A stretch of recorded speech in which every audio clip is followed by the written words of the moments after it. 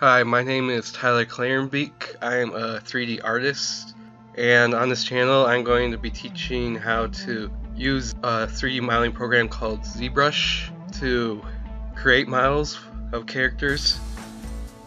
So I figured we'd start out with a type of character I've modeled quite a few of, which are dinosaurs. For example, here's one of the first dinosaurs I ever modeled. It's called Acrocanthosaurus. It's slightly smaller than a T-Rex.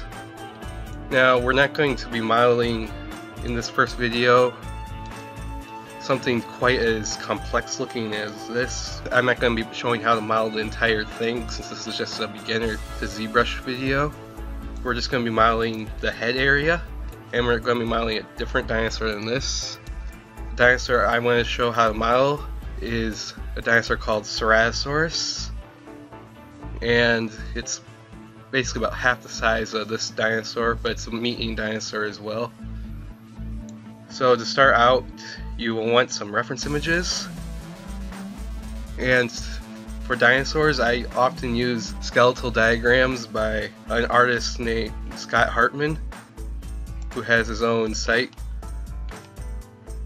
And these are really good reference material to pull from.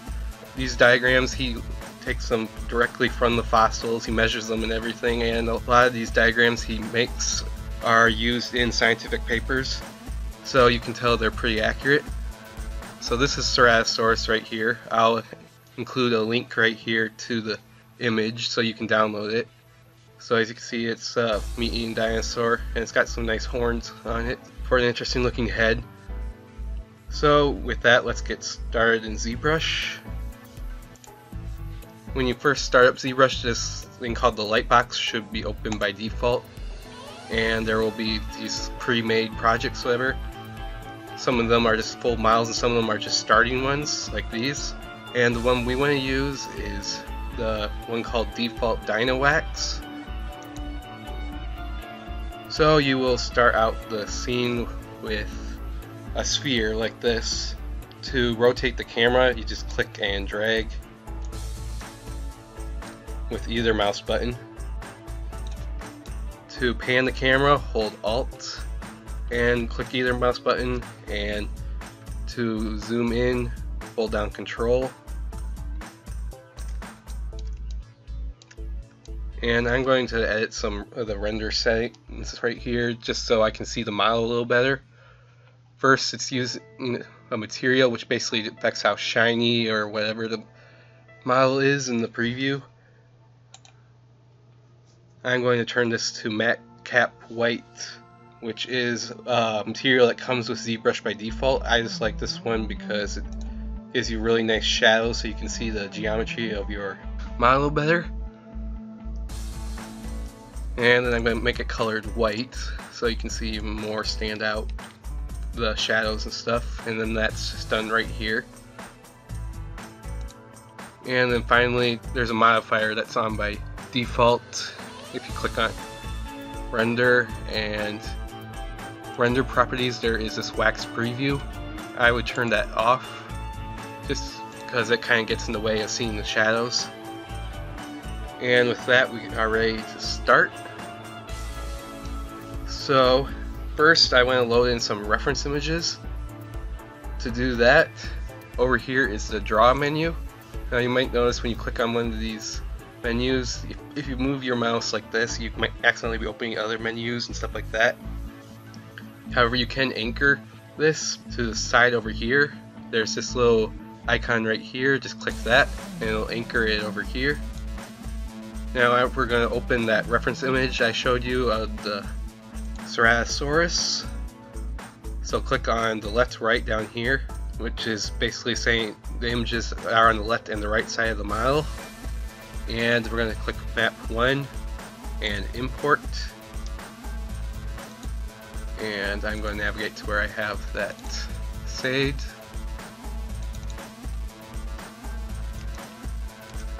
And there we have a reference image loaded. It's fine where it is, but since we're just doing the head, I'm just going to scale it up a little bit using the scale menu right here. and pan it over a little bit so it's more in the center, and probably bring it up so it's more behind the sphere. It can help if you turn off perspective. If you're familiar in other 3D programs, there's perspective and orthographic view, where orthographic there is no perspective at all, so stuff is just flattened out, and that will help you just line stuff up. So here is about as close as I can get. It doesn't let me go any farther than 1, but that's fine because we can just move the sphere. Now you might see that my sphere is transparent right now, and yours might not be. If that's the case, your fill mode is probably at 1. Just move that up to 3, and then these two sliders right here will let you adjust the transparency of the sphere and how much the image shows through. With that, we should be ready to get started. Now, when I was going into Lightbox, you could have chosen one of these more normal types of models. There's like just a default sphere and stuff, but the one I chose was a sphere that was created using Dynamesh, which is a really nice system in ZBrush, which you can find in the Tools panel under Geometry and Dynamesh, and you can see it's turned on. What Dynamesh does is it basically lets you model without having to worry at all about polygons, which is really nice for really quick modeling. Later on you can take that model and just edit the polygons, and just to show you how powerful this is, I'm going to show you what it actually does. So I'm going to turn on the draw polyframe, which shows all the polygons, and I'm going to turn off the image for a second. You can click on the floor and I'll turn that off. Now you can see there's all these polygons on here. They're all roughly the same size, and if I were to draw in some stuff, you can see they're starting to stretch out, and if I get to another brush, which I'll cover in just a second, you can see it's getting really stretched out. It's pretty bad geometry. However, if I go hold down Control, click the mouse outside of the model in this blank space, and drag, you'll see it remade the geometry so all the polygons are the same size, and there's not any stretching or anything like that. And you just keep doing that over and over until you got your base model. Now you don't want to be doing this for the entire model, you just want to be doing it for your starting point, but it's a really powerful tool that I would highly recommend using. So I'm going to press Ctrl Z to undo all that, and we're going to turn this back on. So first I want to just get this sphere more in line with the head. So we're going to use the transpose tools right here. Just click move, and then click and drag on the model and hold shift so it just brings it out perfectly straight out. Now what this gizmo does, it lets you move the model in different ways. For example, that's just moving that part of the model, and this is moving it like that. What you want to be clicking on is this middle one. This will just move the entire model without editing it or anything, and I'm just going to position it about right here. And I'm going to use the scale transpose tool right here, and with that one it reacts a little bit differently than the move. In this case you want to grab one of the ends and just drag it down, and I'm going to use the move again to just bring it about right there, and that should be about where I want it. And then just click draw to go back to the normal mode. Now in ZBrush it's a lot like working with clay. There are a whole bunch of different brushes. You can see there's a whole bunch. Most of these come with ZBrush by default. There's a few down here at the bottom that you won't have, but I'll teach you how to make 2 of these later on in the video. We're going to be using the move tool initially just to get the general shape of the head. So just find move, click on it and you'll have it. And right here you can see this circle, that's your brush. It determines how much of the model you're affecting and stuff, and you can change the size of the brush either up here using this draw size, or you can use the square bracket keys as a shortcut, which I'm going to be using. So if you're wondering how I'm changing the brush, remember it's square brackets. Whenever you're modeling, you don't want to just go starting in detailing. You want to get general shape first, then smaller shapes, and finally details. So I'm going to click on here and drag, and as you can see, it did it perfectly symmetrically. That's because the default for the sphere that we loaded up will have it already set up as symmetrical. If you want to turn off symmetry, you can press X. Although for this case we want to keep symmetry on. And I'm just going to roughly shape it to the head. Just resizing the brush there so I can get a little bit more detail. I'm going to also include the neck. And I'm just rotating around. And I see I did some bad stuff right there. I'm going to press Ctrl Z to undo, just to redo that, since I didn't want that groove on the bottom of his neck, and that looks a little better.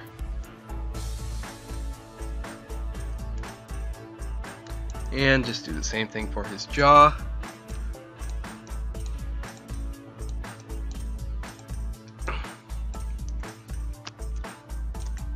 Just checking to make sure it's roughly good. And I'm not going to worry about the horns just yet because they're a smaller detail. So with that, if I turn on my polyframe and I turn off the background, you'll see there's all these stretch out polygons. And just like I said before, with Dynamesh turned on, you can hold down Control, drag, and it's all fixed up. And I'm going to turn the image back on and turn off that. Now I'm going to go back up to this menu right now, and I'm going to turn down the opacity of the image just so I can see the model a little better.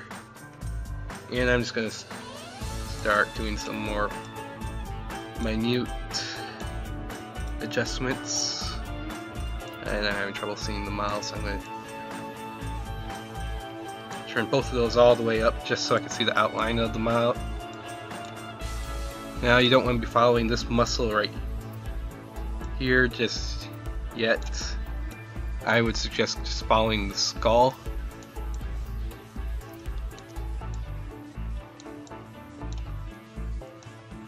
And here I'm getting the jaw, and it keeps rotating on me because I keep missing clicking on the model.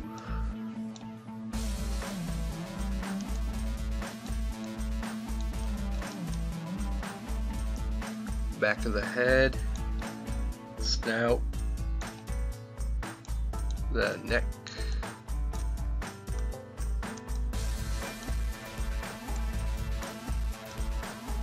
and there we should have a good side view.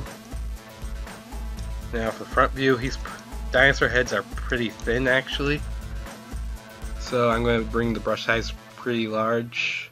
Might be faster just to do this. About that, and I'm just going to squish it down to about right there, and I'm going to bring my brush size down, and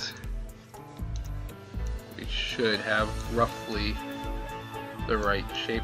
My jaw is a little bit messed up, but I can fix that later. So we got a start to our model, and I'm just going to quick Dynamesh it again. Remember, Control drag. We're going to start putting in some muscle detail now. So for this, we want to go to Clay Buildup. It should be up here by default in the quick pick menu. However, if it's not there, just find it in here. It's another one of ZBrush's default brushes. I'm going to bring my size way down, about right there. And for this, I have a pretty decent image for this that I will also link, which it shows 3 meat-eating dinosaurs. Here's T-Rex, and here's an Allosaurus, and here's the dinosaur we're modeling right now, Ceratosaurus. And it just shows the main muscles that we're going to be modeling. We're going to be modeling this muscle, this right here, and this area right here. And then we're also going to be modeling the skull shapes kind of right here.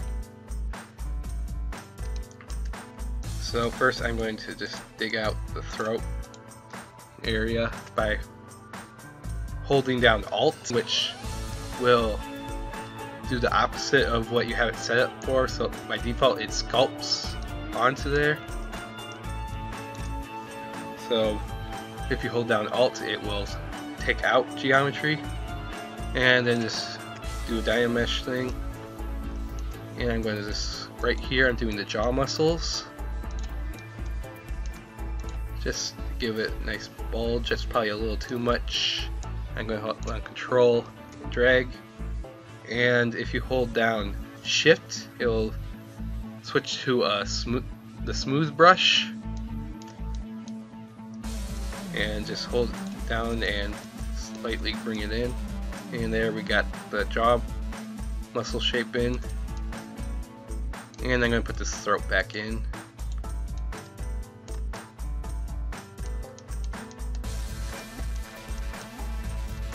Dynamesh again, and smooth again, and I'm just gonna bring it, just get it about to that.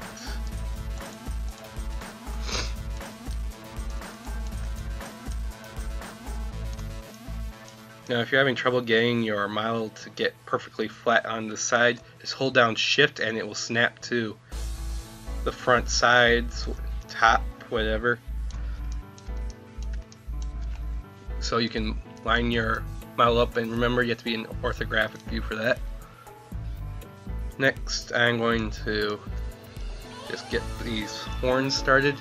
Now it's kind of not obvious in this picture, but if you were to see it from a front view, there's one horn right here down the middle of the nose, and then there's 2 horns right here, one in front of each eye. So I'm going to start with this front horn, and I'm going to use the clay build up to just bring it up a little bit, and then I'm going to switch back to the move and just bring that up, and then go from the side view, just bring it in so it's thin, then use Dynamesh again, Control drag,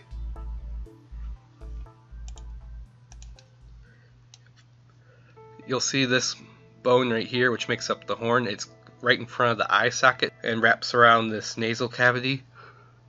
So I'm going to just first sculpt those, and then so I have a kind of guide to where to put this.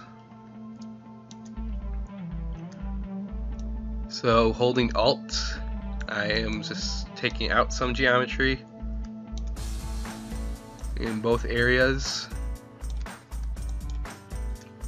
Control drag to Dynamesh, and there's a little guide right there for the horns.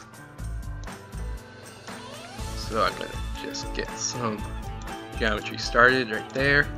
Dynamesh, grab the move brush, and just drag that upwards.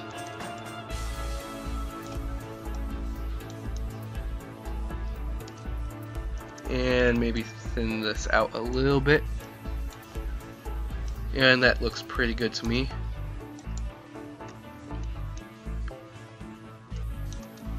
Then I'm going to make the brush size smaller with clay buildup.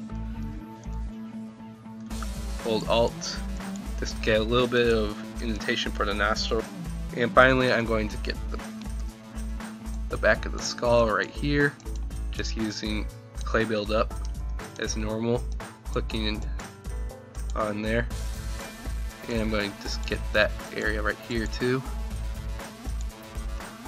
hold control drag. And we got a rough starting point for the skull. I'm going to hollow this area out a little bit.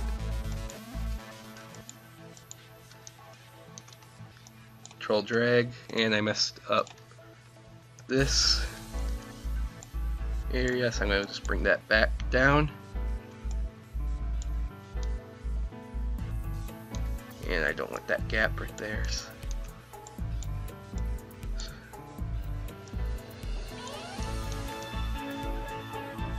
And we got a pretty decent start to the head area.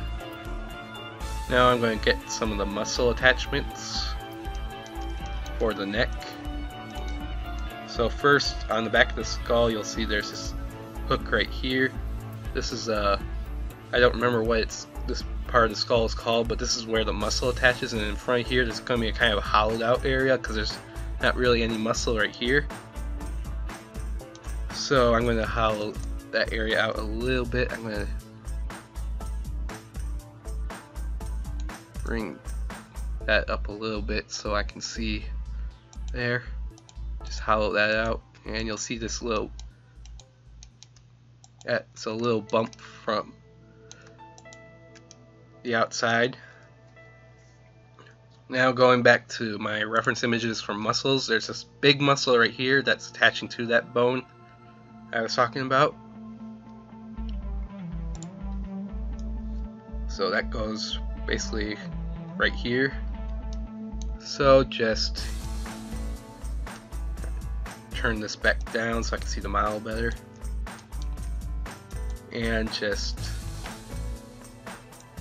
roughly put it in. Now I'm noticing this brush is doing a little bit too much geometry, so there is this called Z intensity. This basically just tells what strength the brush has.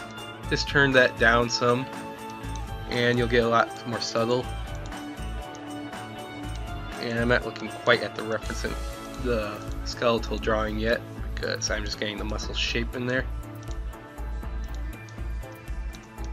And I'm going to quick look back at the reference image to see where I need to have it. And that looks about right. So I'm going to hold down Shift just to smooth it out a little bit. And there we got that muscle put in.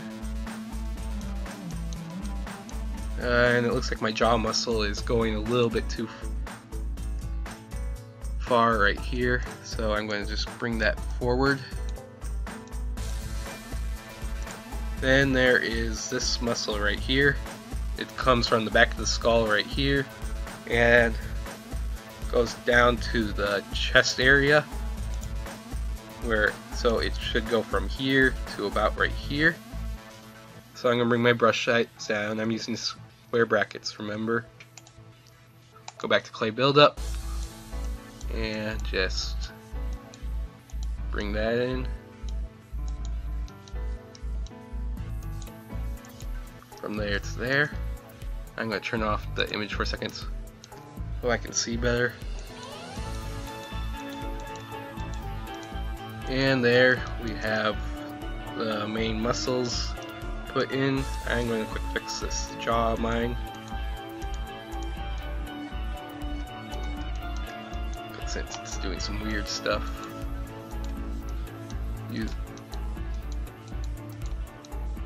And I'm going to do the same thing I did on the top jaw, which is hollow this out.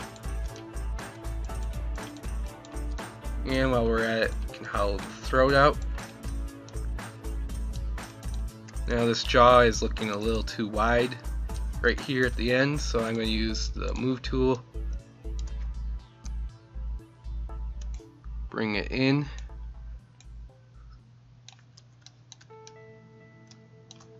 And this looks a little too sharp for me right here. So I'm just going to make it more of a bulge than a point. And using Dynamesh, control drag. Finally, I'm going to get some of the jaw muscles right here. So again, clay buildup, and this you'll want to have this image brought up. Looks like I've got my jaw muscle a little too far down, right? My jawbone a little too far down, so I'm going to bring that up.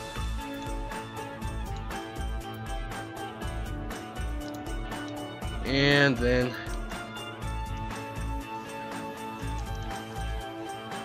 I'm going to just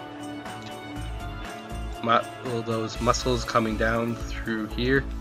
I'm going to bring the intensity up a little bit so I don't have to spend so much time working on that. And you'll have to use Dynamesh quite a bit because it's going to get stuff really wacky otherwise. And I still have quite a ways to go, so.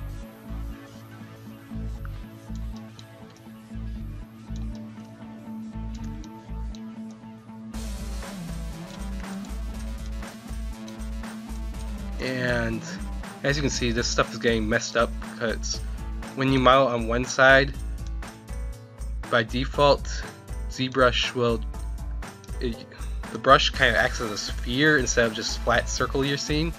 So really there's a sphere extending to the other side, so it's actually grabbing the other side and dragging it.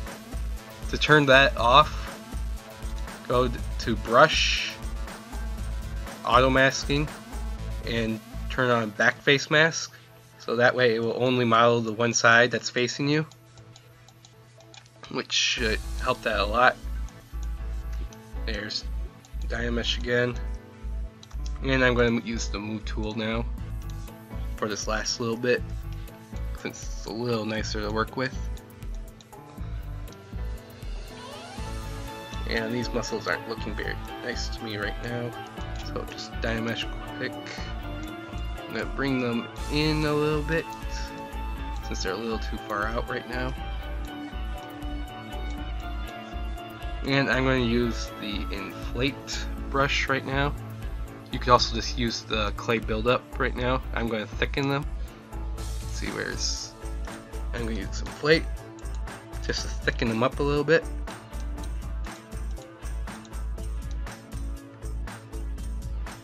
And I'm going to get some of those internal jaw muscles in right there. Smooth that out a little bit.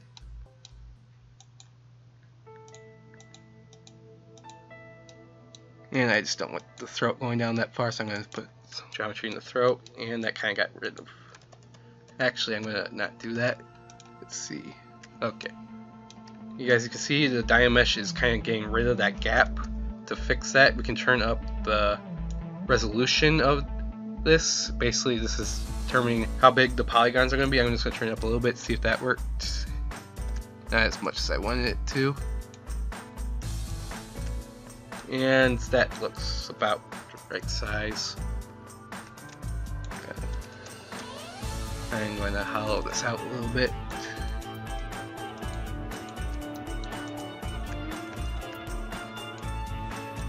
And let's just close that in so we don't have to worry about that weird loop going in there. And that looks roughly about what we want. I'm going to thicken this up a little bit right here. But I'm going to bring the intensity down so I don't mess it up so much.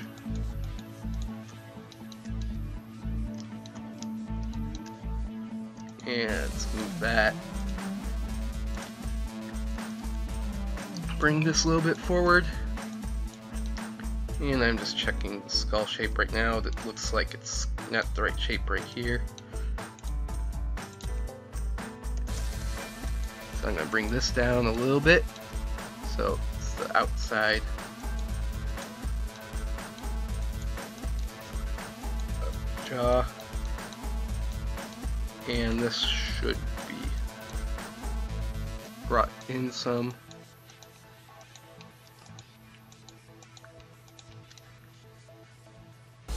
And that's pretty good, I think, except for right there. And just Dynamesh for the last time.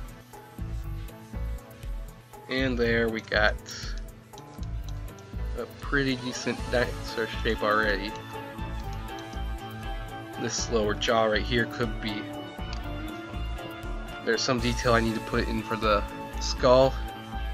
There's if you look in the muscle reference image, you can see there is this kind of shelf of bone right here that this muscle attaches to, which the model doesn't have yet. So I'm just going to quick put it in.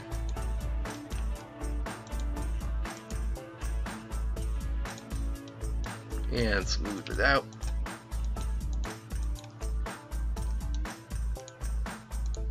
And it looks like my skull needs a little bit more right there. Now I'm just going to quick look from a front view.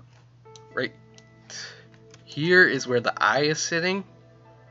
I'm going to mask by holding down Control. Masking basically says that if you are modeling, it's not going to model right where you masked it, like that. Don't do what I just did right there. That was just showing.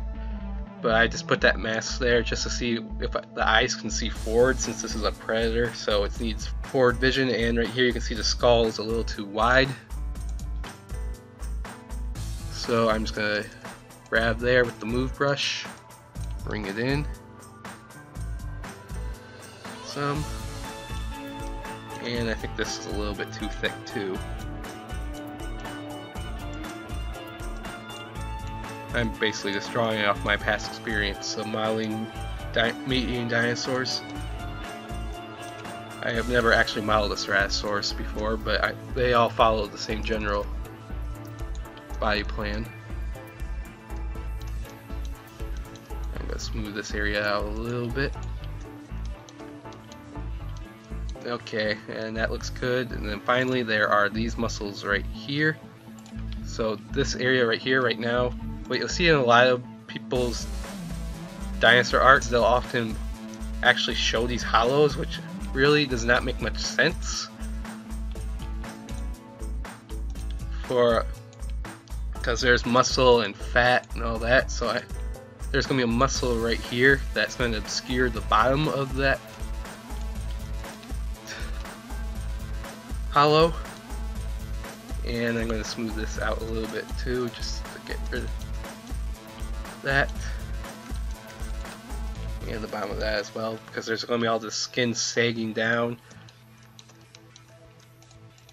and then obscuring those openings in the skull.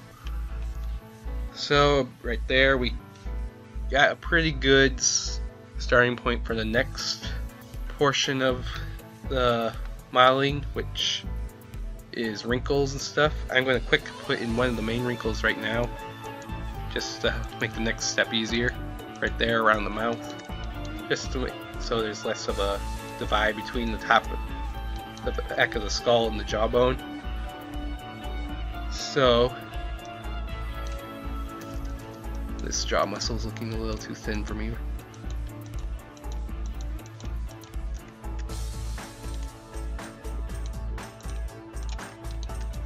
There. That looks pretty good. So we're going to quit using Dynamesh now. Dynamesh is, like I said, just used for earlier portions of modeling. It's not used for the later ones. It's just for getting the general shape of your model. And I'm just going to quick double check before I finish. Again, my muscle's not looking nice to me. So, and then that needs to be brought down some. Just matching up to the picture.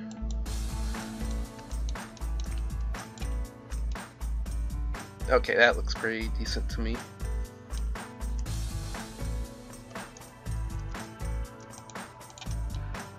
Except for that little bit right there, which I just fixed.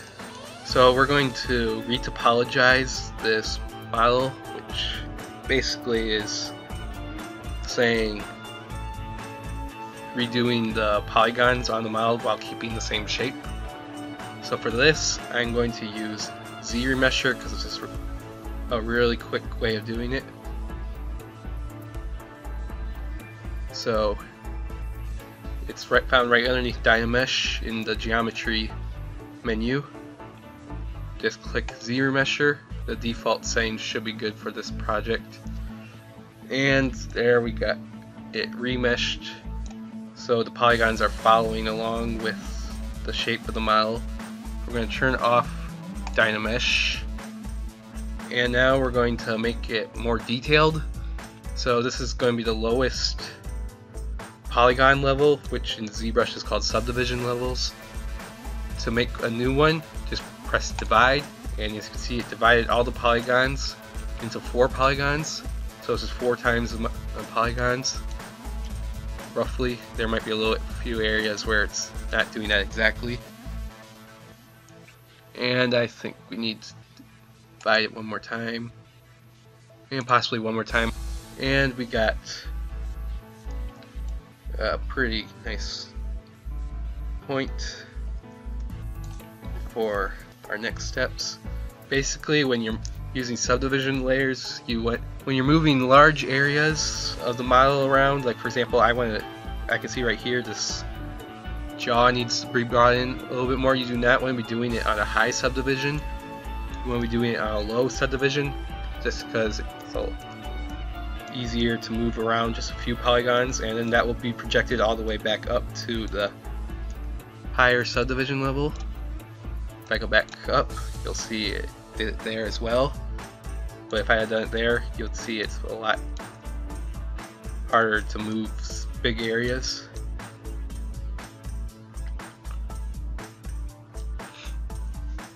So I'm going to first, before we do the wrinkles, I'm going to get some of those areas we defined before just a little bit more well defined. For example, there's this kind of, I want to go down to probably to 3 for this, and you can see there's this kind of ridge right here. I'm going to put that in, smooth out that side.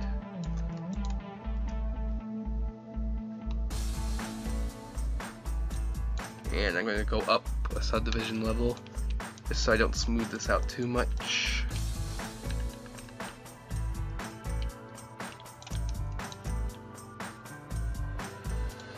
I'm going to go back down to about 2. Let's get this out again, because this is going to be an area you are probably going to see in a living creature. And there should be kind of a ridge right here. So I'm just smoothing out that stuff I put in. And going down again. And just get the back of the skull a little better. And right here, around the orbit.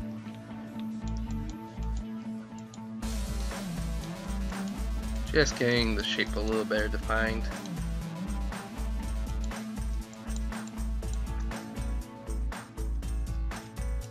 Right here is about the only place you're going to see, if you would at all, for this hole.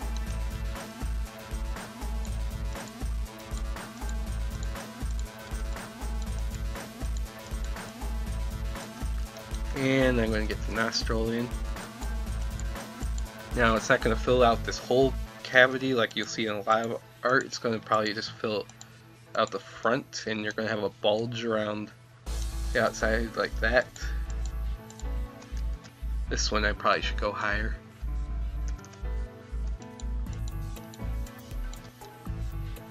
About like that.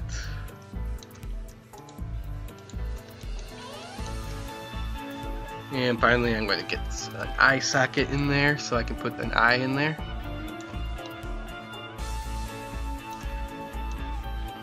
And this should come out a little bit more than that, like so. And it looks like I need to move this in again, so I'm going to low subdivision,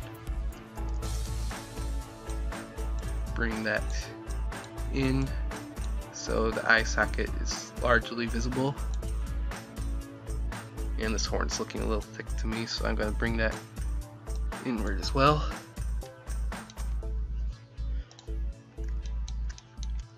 So we got that in place, and that's looking pretty decent to me. I'm going to smooth that out a little bit in some of the other areas. this right here isn't looking good to me. I'm going to dig that out a little bit at a lower subdivision level. And that right there, I'm going to add a kind of curve, a wrinkle around the mouth right there. And we got, check one last time. This is probably going to droop a little bit, so I don't want it to follow the skull exactly. Actually, it wasn't following the skull, so. And there we got a nice head shape. Now we're going to go into the subtool menu. These are the separate models that make up your entire model, and we're going to add some eyes. So we're going to insert a new subtool. In this case we want to use Sphere 3D since we're adding an eye, and you'll get this really big sphere. And we're going to use the transpose tools just like we did before.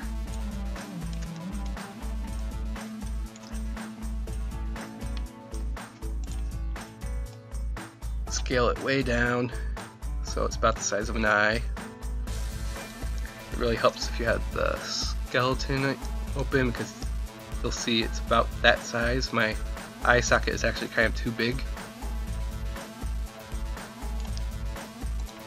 but that's okay since we can just add in eyelids. So about that size. And I'm just using the move transpose tool to bring it into his eye socket, and now you'll notice there's only one eye. So to fix that, go to Z plugin. I would suggest anchoring this over here. You can minimize the draw if you want to see your subtool menu right here, and go to Subtool Master and click Mirror, and by default it should have what we want, which is merge the to one subtool and X-axis. Click OK, and you got two eyes. Now this thing isn't set up to be, the subtool is not set up symmetrical yet like the head is. Just press X and then you should be able to adjust both eyes at once, but they look pretty good where they are right now to me. So go back down to here. I'm going to rename these eyes, and I'm going to go here, rename this head, and so we know which one is which. And with the head selected, I'm going to go back to clay buildup, and I'm going to just get some eyelids around there. I'm going back to geometry to bring the subdivision level back up, so I got some more polygons to work with.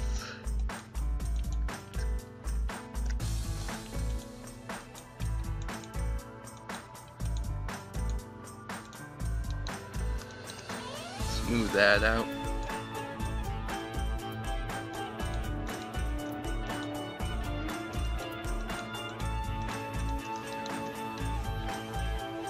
And there we got a pretty decent looking eye.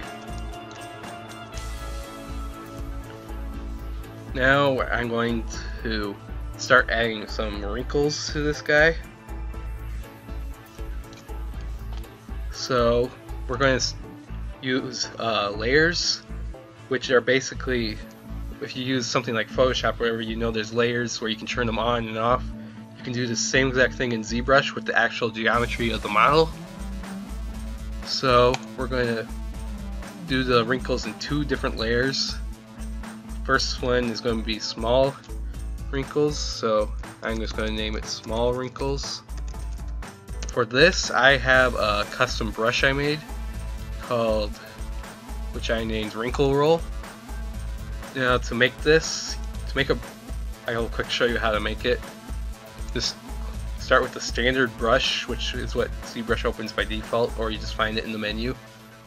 And for this case, we are going to use this an alpha that comes with ZBrush, Alpha 58, which is should be down here. Just change the stroke mode to freehand, and then in alpha you want to change the blur to 15. And then for that brush I have it set at an intensity of 15. And one other thing I forgot to mention, for that brush you want to have Z sub instead of Z add selected. What Z add does, it's basically like with the clay buildup brush where it was adding geometry, whereas when you hold Alt it's actually switching between Z add and Z sub. Z sub takes away geometry, and if you have a brush that's by default is a Z sub brush, then it'll switch to Z add when you hold down Alt. To save out the brush, just click Save As right here, and then you can load it in using Load Brush. But anyways, you want to follow the main lines of the body, the way the skin would flow. So around the neck, like that with the bigger brush. And as you can see, we're already getting some wrinkles in there. I'm going to bring my brush size down. Get some stuff in the throat, since there's going to be a lot of stuff going on there. Kind of around the jaw muscle. And down the length of the jaw. And then just following the shapes of the skull. I'm going to bring that down a little bit.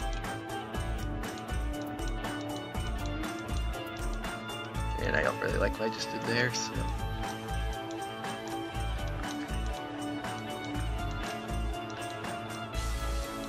just follow along the edges of the bones and stuff like that, just so it looks like it's flowing nicely. This is going to be largely covered up later on by scales, just around the jaw. Just make sure everything flows nicely into each other.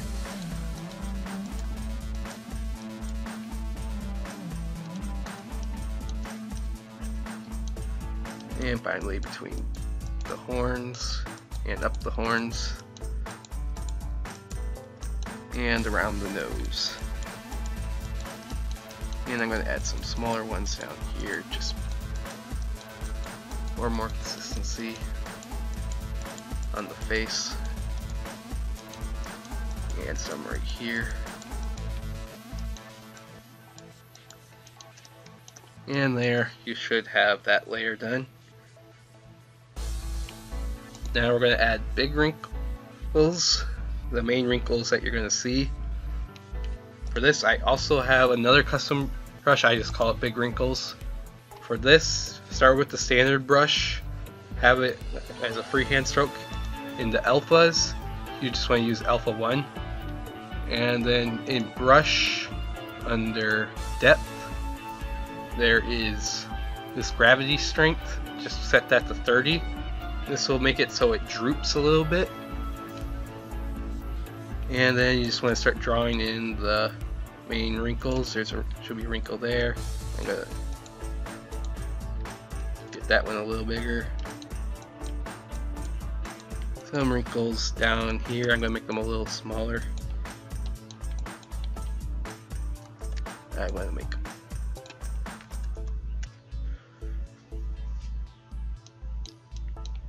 There's going to be a lot of wrinkles right here.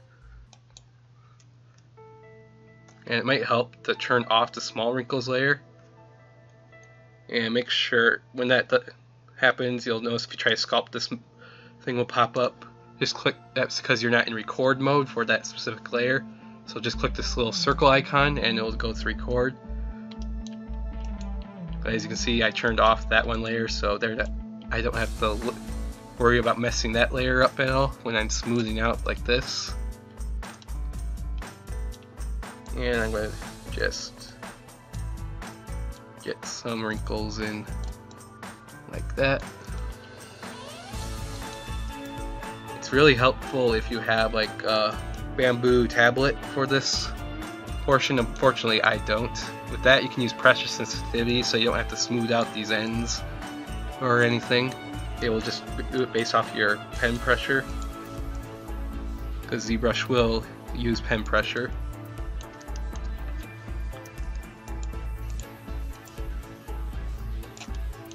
I'm going to add one right here, just along the bottom of the jaw.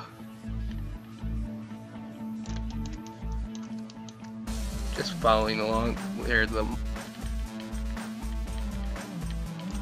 last one. Just following along where the skull shape is. Like I said, I've done dinosaurs before, so I pretty much know where these are supposed to be going. Should actually go about that far. And I'm going to just quit at there so we can move on. You could add a whole bunch more. I just want to get one right there, so got the nasal cavity kind of sagging around there since it's a bunch of skin right there. But you get the general idea. Just look at modern reptiles like Komodo dragons and other stuff just to see where wrinkles are going on them, and that's a pretty good indicator of where they will be on a dinosaur. You can also look at big mammals like elephants. I'm going to go to plate buildup. I'm going to add an ear in. Quick. Right there. And I'm going to use my big wrinkle brush to go around. And just smooth it out a little bit. We're going to turn on small wrinkles again. And with that, I'm going to go to the last step that I'm going to show in this video, which is adding scales. So I'm going to rename this scales, and I see I didn't name this layer, so I'm going to name it big wrinkles. But you want to be on scales. Now this one I don't have an actual brush for, but I use the standard brush for this. And you want to go to drag rectangle and bring the intensity down probably. I usually go around 17. Now we want an alpha for this. There is no alpha within ZBrush for actual scales, so I'm going to bring one I have already at hand. Somewhere I have already at hand. Let me see where. That one, and I need to bring in a few more. So for the main part of the body, you want an alpha kind of like this that has scales. I found this online, so just Google scale alpha, and you should be able to find some. Then the rest of these I actually edited from this one alpha. These three right here. This curved one is used for curved areas of the body. I basically just took this one right here, I masked it so it was kind of straight lined, and I dragged this over a little bit so it was curved. And then this one is just for filling in areas that are just long and straight. That's what this one was before I moved it over. And then this one is just for little areas that I miss putting scales in. But I'm going to use those three. Those four. And I'm going to start out with the main circular one. Now with the scales, you want to have the biggest ones on the back. Just click and drag, and you'll see, since we're using drag rectangle, it's just dragging out that alpha. And we've got lots of scales already. Just bring it. And just as you go towards the throat, make them smaller.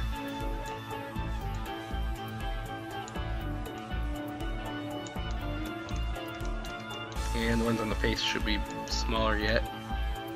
I'm just getting the big flat areas right now. We'll go back in with some of the other brushes. And that's about where I want to have. Now you'll notice right here, it looks kind of fake when it's all symmetrical. So just press X to turn off symmetry, and to go along the back like this.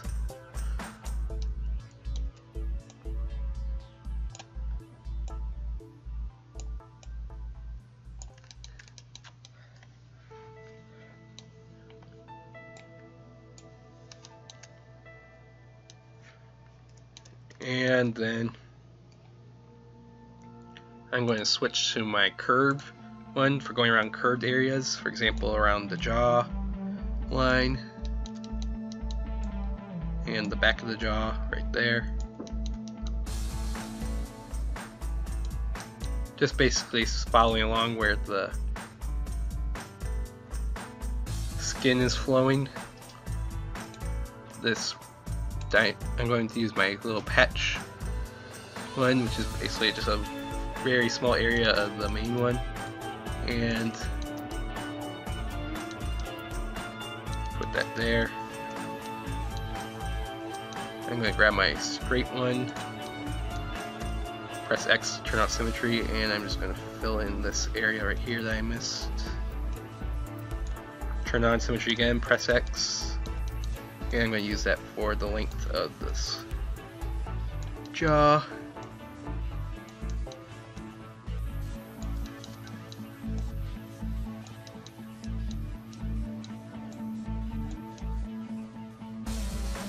Oh, and you can see right here, there's a problem that because I have back face mask off, it was going through to the other side. I'm just going to smooth that out right now. But you just want to make sure you have that turned on, this back face mask on when you're doing scales. There are reasons to have that off, although usually I would recommend having that turned on.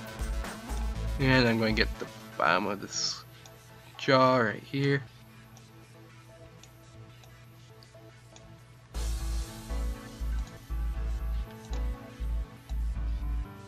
Then go to my curve again, go around the nose,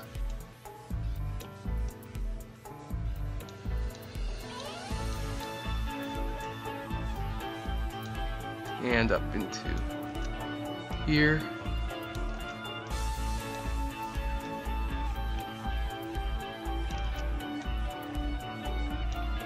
Around the eye.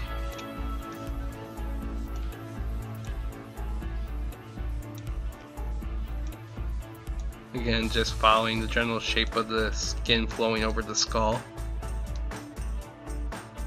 And I think I'm going to switch back to my normal one quick.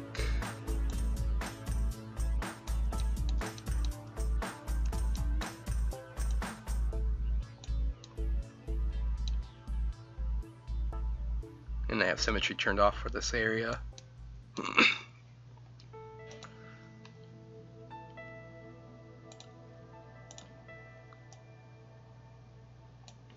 I'm going to turn it on quick just to get that. And finally right here.